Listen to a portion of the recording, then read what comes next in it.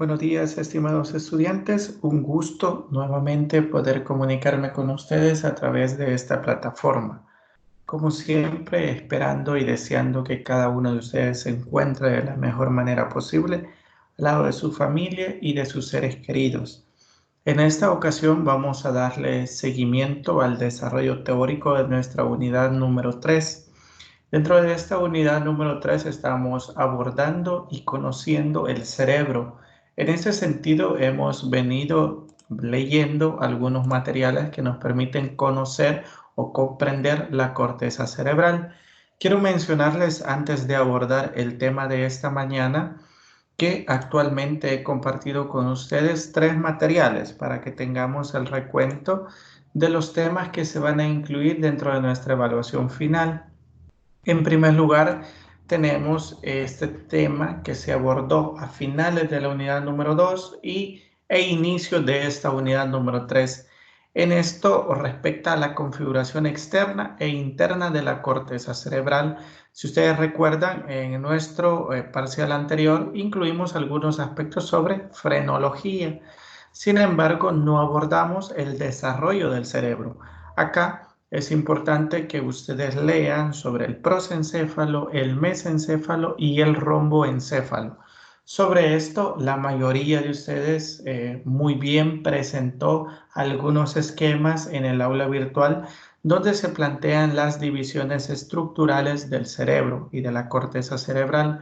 Así que es importante que leamos nuevamente este material en caso que ustedes consideren que sea importante que realice un corto video de realimentación sobre este tema, háganmelo saber y con mucho gusto nos vamos a tomar algunos minutos para plantear algunas generalidades o algunos aspectos aclaratorios que sean importantes. Ahora bien, posterior a la lectura de este material, es importante que identifiquen en aula virtual el material que aborda los hemisferios cerebrales y el último material donde se plantea un caso sobre afectación estructural en la corteza cerebral y los cambios conductuales que este representa en los pacientes o en las personas. Así que con eso tendríamos tres temas que incluir dentro de esta última evaluación. En este día vamos a abordar, por lo tanto, el cuarto tema que nos corresponde. En este sentido, vamos a abordar las cartas o mapas de Brodmann.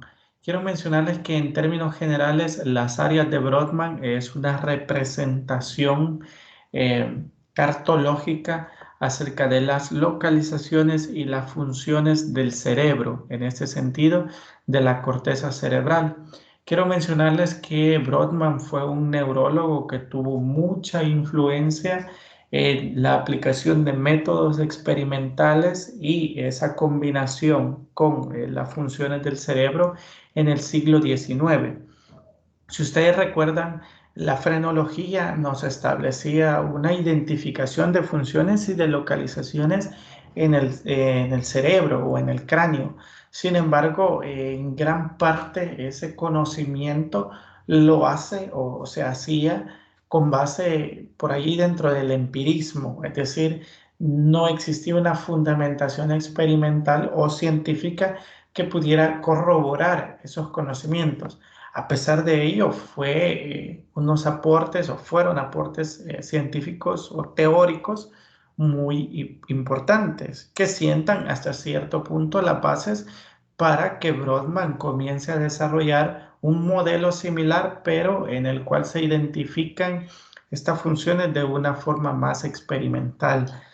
En el desarrollo de este tema vamos a abordar, por ejemplo, el área somática primaria, vamos a abordar dónde se localizan funciones específicas de la visión, de la audición y del lenguaje, entre otras, y también cuáles son algunas patologías o alteraciones que se pueden presentar como consecuencia de un daño estructural en cualquiera de estas áreas.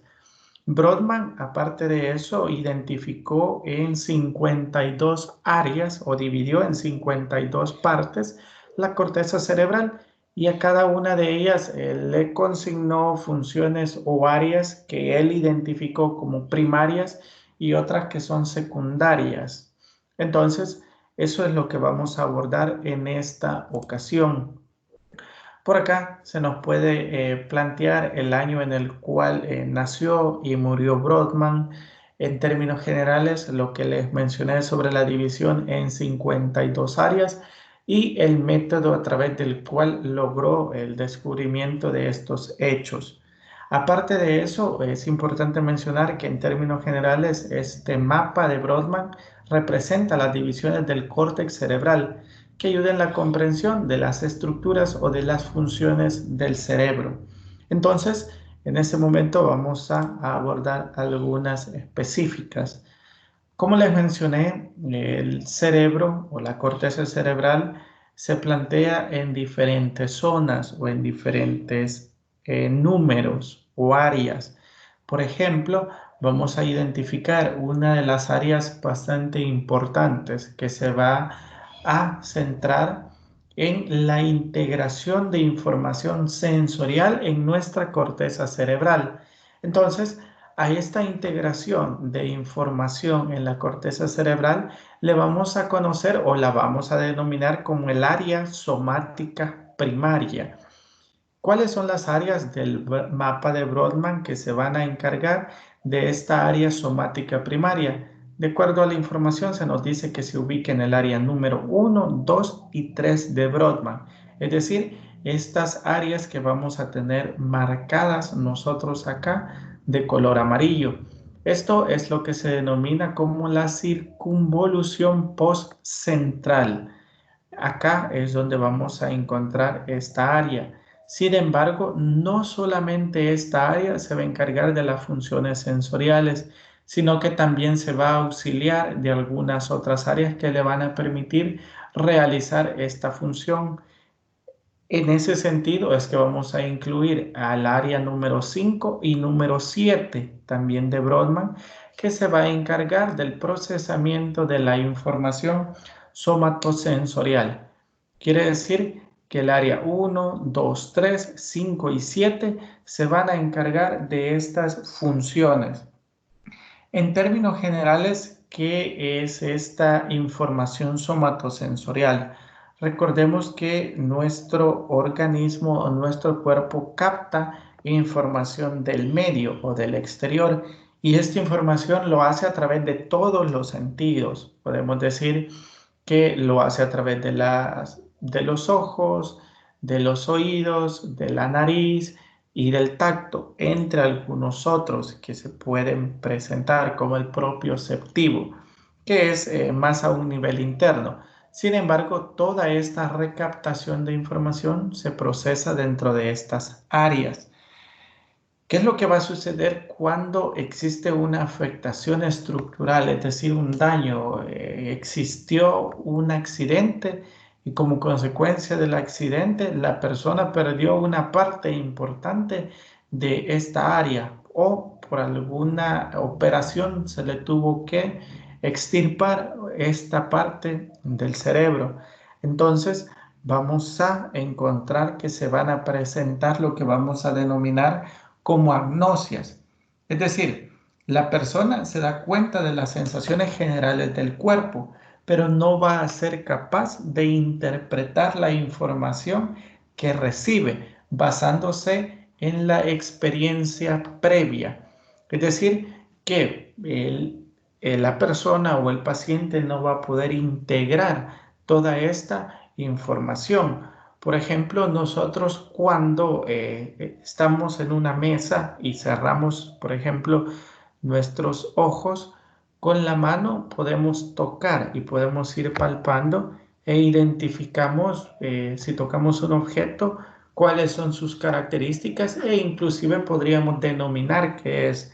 Supongamos que nosotros estamos en una mesa y con los ojos cerrados nosotros comenzamos a palpar y tocamos un objeto.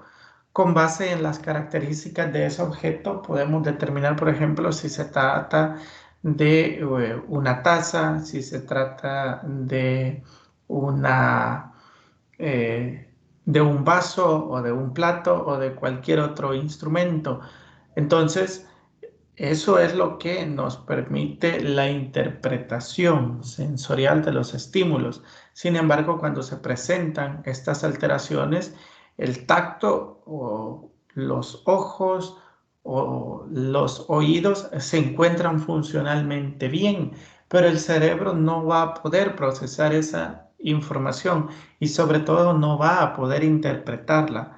Aparte de eso, existen diferentes tipos de agnosias táctiles y una de estas es lo que vamos a denominar como la asterognosia, es decir, la incapacidad de identificar un objeto común mediante el tacto sin la ayuda de la vista. Como les mencioné, una persona que haya tenido una afectación estructural en el área 1, 2, 3, 5 o 7, se le va a poder ubicar o dar un objeto y solicitársele que con los ojos cerrados intente interpretar qué objeto es, pero no va a tener la capacidad de realizarlo.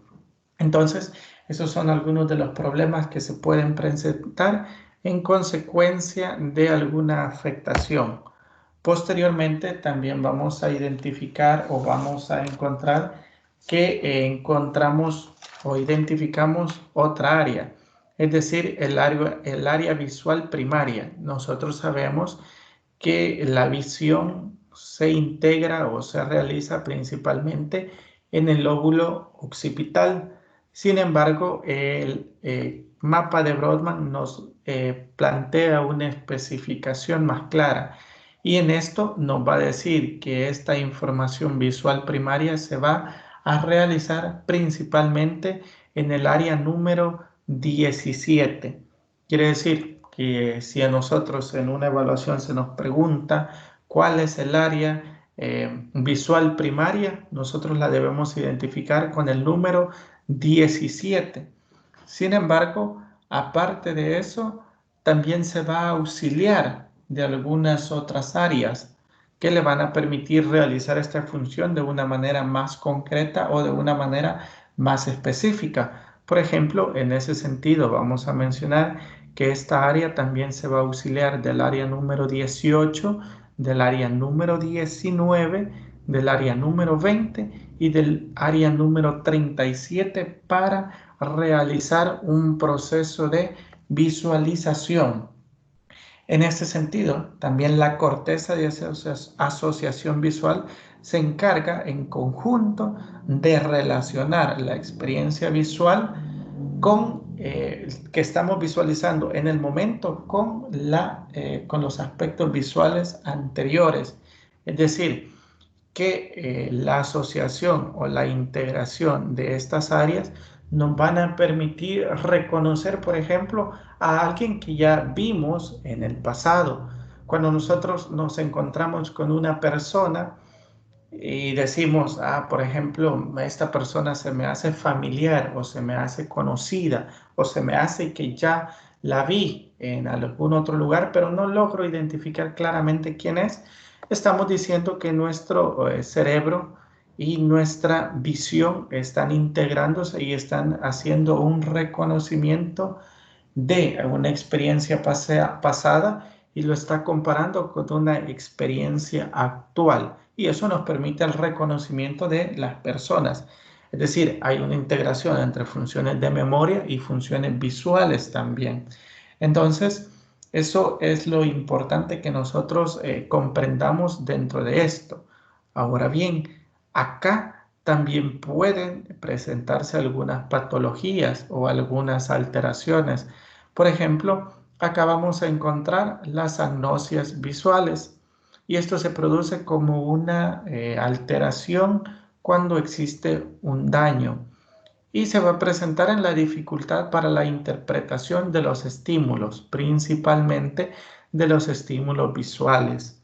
Aparte de eso, también vamos a encontrar que se pueden presentar las conocidas o muy reconocidas prosopagnosia. Y acá les voy a solicitar que copiemos o que investiguen y relacionen la interpretación que yo les voy a dar acerca de la prosopagnosia. La prosopagnosia, en términos generales, podemos decir que es la incapacidad que tiene la persona para reconocer caras, inclusive de personas muy familiares o muy cercanas a él. Quiere decir que, por ejemplo, nosotros tuvimos un accidente y dentro de este accidente se nos dañó el área 20, 37 y el área 17, por ejemplo.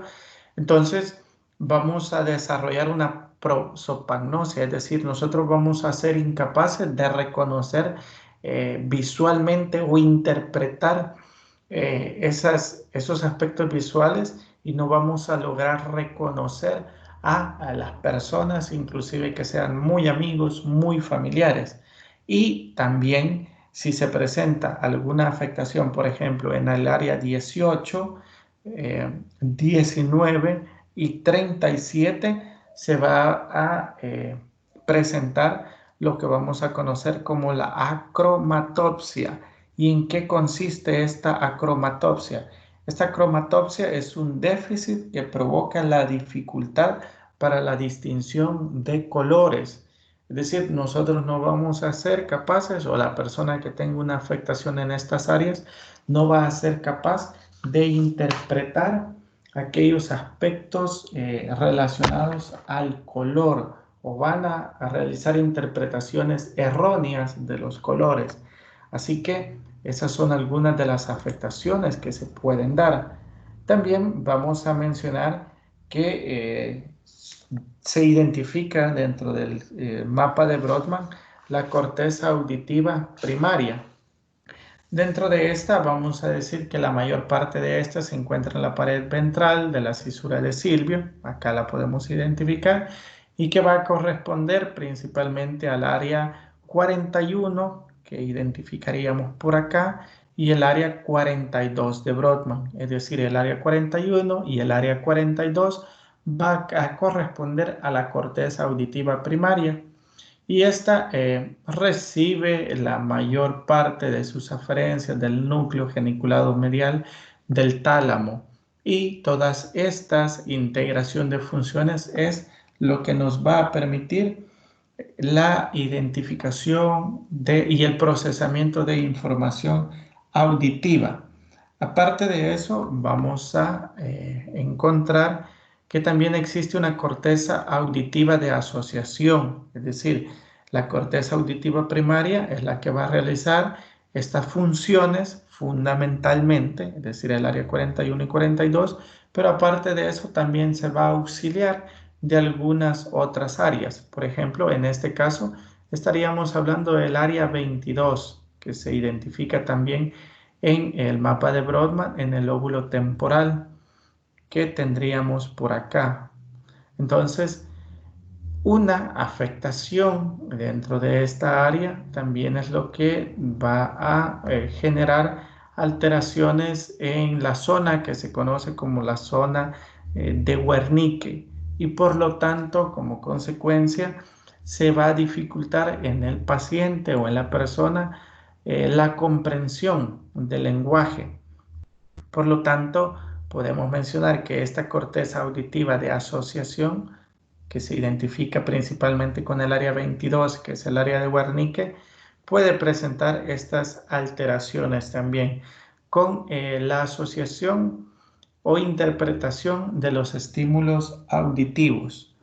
Entonces, posteriormente también vamos a encontrar que existe una corteza olfatoria. Esta corteza olfatoria primaria se encuentra en la base del encéfalo y se va a identificar en el área número 28 de Brodmann, el área que vamos a tener por acá en una parte inferior. Y esta área número 28 es bastante interesante porque es una corteza olfatoria. En algunas ocasiones nosotros nos podemos dar cuenta que estamos, por ejemplo, en el salón de clases y llega una compañera o un compañero y esta persona lleva una fragancia en específico o algún olor.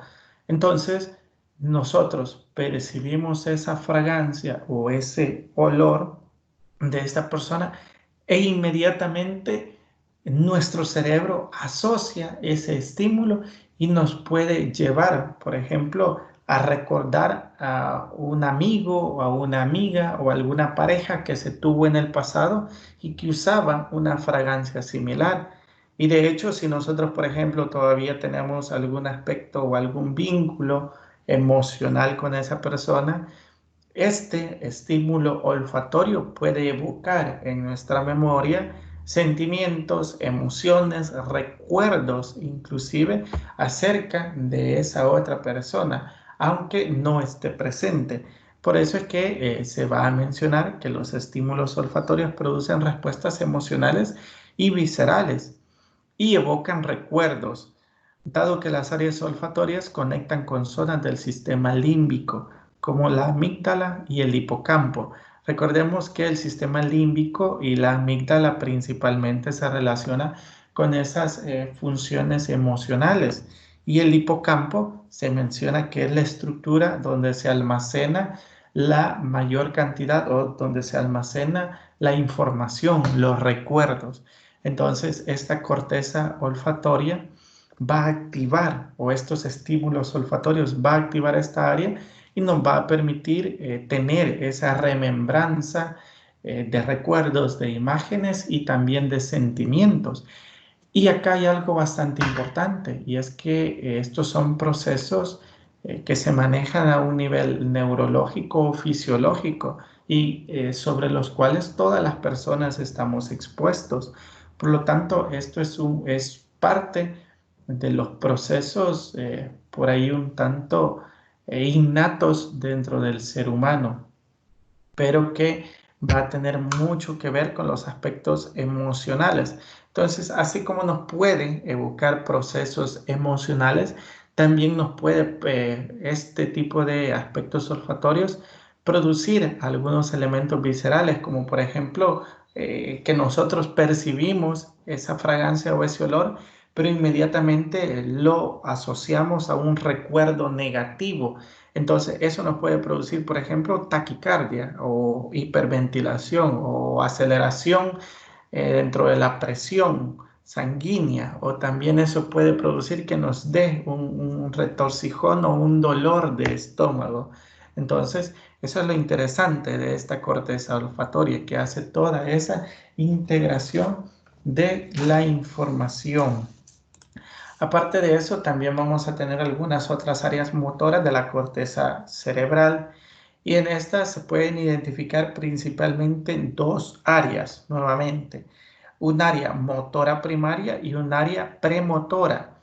El área motora primaria va a ocupar el área número 4 de Brodmann, es decir, ocuparía esta área específicamente. Toda esta área es la que nosotros vamos a identificar como el área motora primaria. ¿Qué sucede, por ejemplo, si una persona se cayó y la meninges, el cráneo, el líquido cefalorraquídeo no fueron suficientemente capaces de contener esta afectación o este golpe, y se dañó esta área número 4?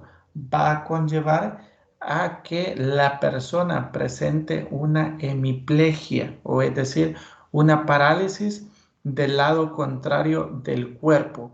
Acá recordemos nuevamente que existe una decusación piramidal que se da a nivel del bulbo raquídeo.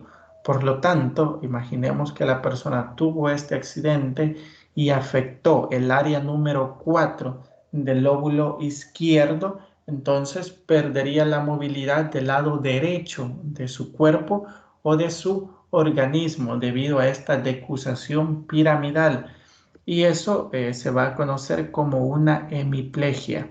Esta hemiplegia o hemiplejía se va a presentar, o se podría presentar, por alteración dentro de la corteza cerebral en el área número 4, o también se puede presentar por alteraciones o traumatismos a nivel de médula espinal. Entonces, eso será muy importante de conocerlo. Aparte de eso, también se van a presentar algunas áreas premotoras que se encuentran justo en la área motora primaria, es decir, se va a identificar dentro del área número 6 y dentro del área número 8. Y estas se van a encargar también de elaborar planes de acción que establecen la secuencia de movimientos que son necesarios en el desarrollo de una acción voluntaria. Entonces, acá lo vamos a ver principalmente dentro de esas funciones motoras que va a realizar el organismo o el cuerpo de la persona. ¿Cuáles son dentro de esta área, es decir, dentro del área número 6 y número 8, algunas de las afectaciones que se pueden presentar? Aquí vamos a encontrar las apraxias, es decir, que vamos a encontrar un deterioro en la capacidad para ejecutar de manera apropiada una habilidad motora aprendida. En este caso es que estamos mencionando que se presenta una apraxia y eso es como consecuencia de afectación en el área número 4, perdón, en el área número 6 o en el área número 8. Entonces, por ahí, esos son los aspectos importantes. Ahora bien, acá tenemos, de acuerdo al mapa de Brodmann, otra de las áreas más importantes o muy importantes, sobre todo con el comportamiento o la personalidad de los pacientes. Y acá, o de las personas, acá vamos a encontrar la corteza prefrontal, en la cual vamos a mencionar que se incluyen el área número 9, número 10, número 11 y número 12 del mapa de Brodmann.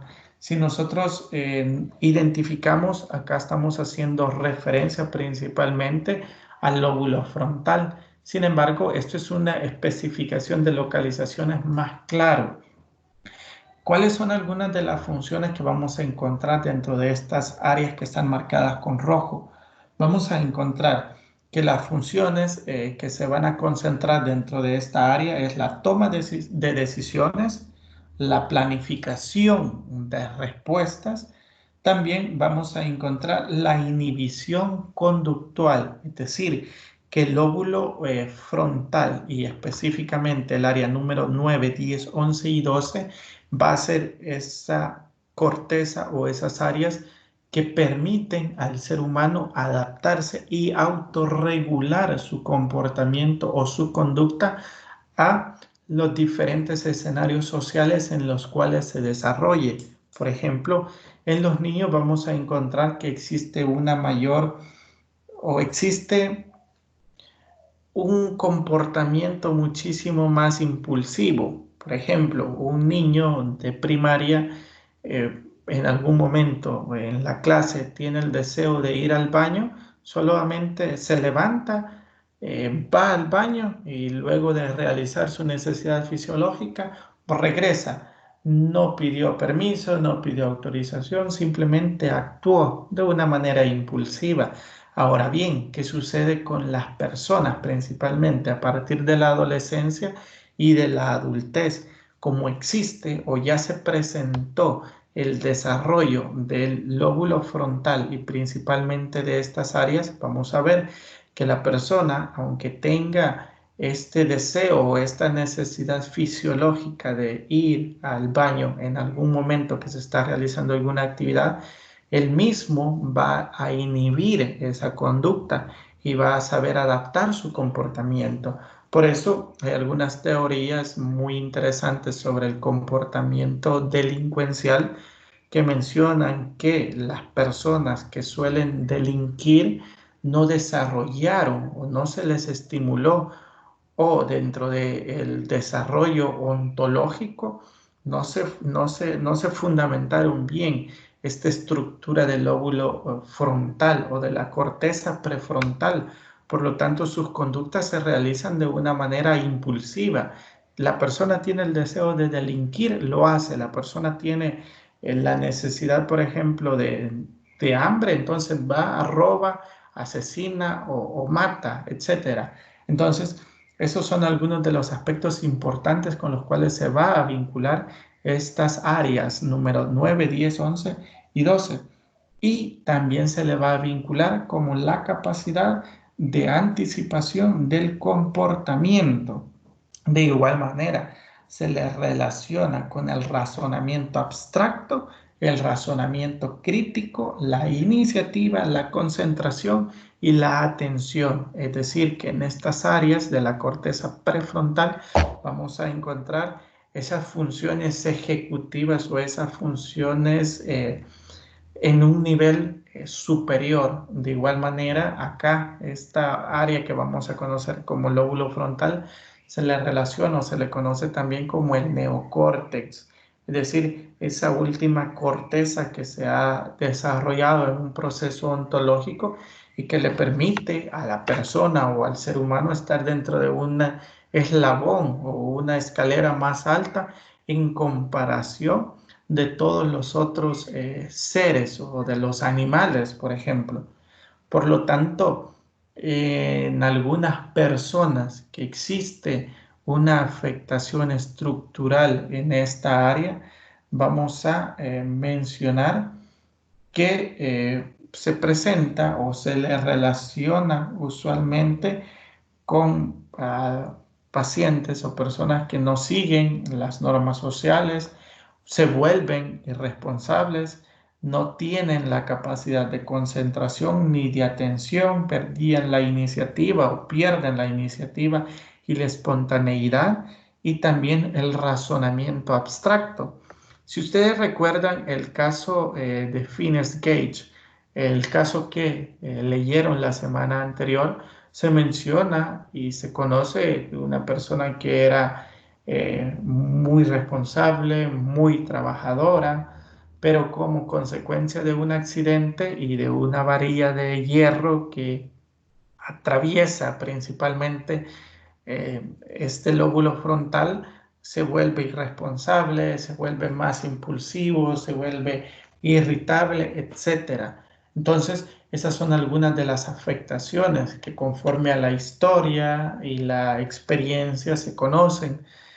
Aparte de eso, dentro de la psiquiatría o dentro de la medicina, en algunos momentos a los pacientes psiquiátricos, principalmente a los pacientes que presentaban un cuadro de psicosis o una ansiedad extrema, se les aplicaba la lobotomía, es decir, la extirpación o la separación de áreas específicas de los lóbulos. Entonces, por ejemplo, a las personas que presentaban estos cuadros psiquiátricos o cuadros clínicos de alteración, se les extirpaba parte de su lóbulo frontal y estas personas evidentemente cambiaban su comportamiento. Sin embargo, ese fue el tratamiento que se aplicaba por ahí de la primera mitad del siglo XX.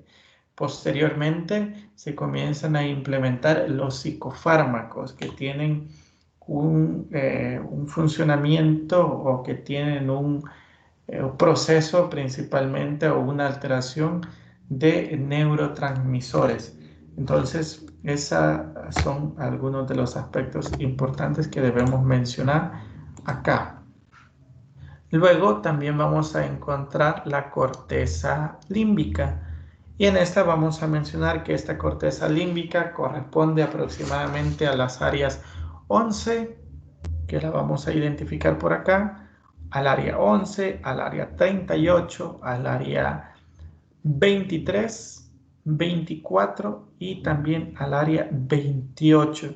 Si ustedes visualizan, se identifica dentro de toda la corteza cerebral, sin embargo, se identifica en un nivel más interno, es decir, no forma parte del neocórtex, sino que de una estructura más primitiva que se ha desarrollado dentro de un proceso ontogénico. Y acá vamos a mencionar que esta corteza límbica y estas áreas principalmente se vinculan con aquellos procesos de la memoria y de la emoción. Por lo tanto, afectaciones o daños estructurales en estas áreas van a conllevar a afectaciones en la memoria a largo plazo y de la respuesta emocional.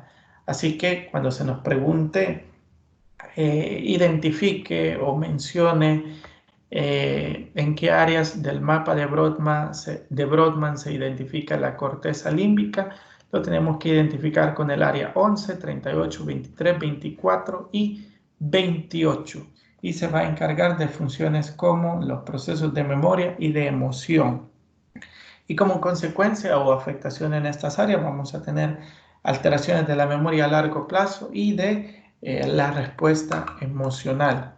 Posteriormente vamos a identificar las áreas del lenguaje. Principalmente vamos a encontrar el área motora o expresiva del lenguaje, que se denomina o se conoce como el área de Broca, y esta la vamos a identificar en el área número 44 y el área número 45.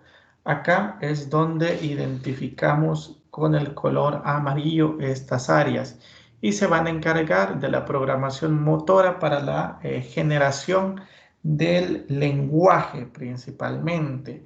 Posteriormente encontramos o identificamos el área de Wernicke, que se ubica en el área número 22, y esta es un área o funciones que se encargan de la recepción o de la comprensión del lenguaje, y lo vamos a ubicar en el área número 22, es la que tendríamos acá, el área número 22, marcada con un color naranja.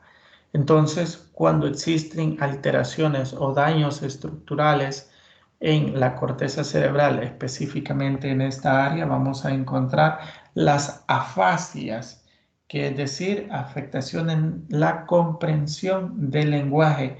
¿Y cuáles son algunas de sus características principales? Por ejemplo, falta de comprensión lingüística, tanto del lenguaje hablado como del lenguaje escrito. Aparte de eso, vamos a encontrar que de estos pacientes, evidentemente, también si existe alguna afectación dentro del área de Broca, van a tener una expresión que no va a ser entendible. Recordemos que estas áreas también pueden ser complementarias, el área de Wernicke y el área de Broca. Uno se va a encargar de la comprensión y el otro de la articulación del lenguaje. Así que en términos generales podemos identificar estas áreas y estas funciones de acuerdo al mapa de Brodmann.